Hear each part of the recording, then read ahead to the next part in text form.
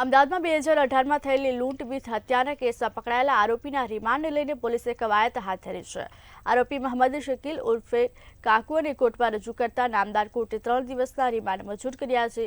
Police દ્વારા રજૂઆત કરવામાં આવી હતી કે 2 કરોડ 50 લાખની ચકચારી લૂંટ વિથ હત્યાના કેસમાં આરોપી પાસેથી પૈસાની રિકવરી કરવાની બાકી છે। તે ઉપરાંત આરોપી 5 વર્ષ સુધી નાસ્તો ફરતો હતો, ત્યારે કોના સંપર્કમાં હતો ને કયા ગુનાઓને તે દરમિયાન તેણે અંજામ આપ્યો છે તેની હકીકત જાણવા માટે રિમાન્ડ જરૂરી છે। આ તમામ મુદ્દાઓને ધ્યાનમાં રાખી નામદાર કોર્ટે આરોપીના રિમાન્ડ મંજૂર કર્યા છે, તેને પોલીસ કસ્ટડીમાં મોકલી આપ્યો છે, જેમાં રિમાન્ડ દરમિયાન વધુ ગુનાઓના ભેદ ખુલે તેવી પોલીસે શક્યતા વ્યક્ત કરી છે।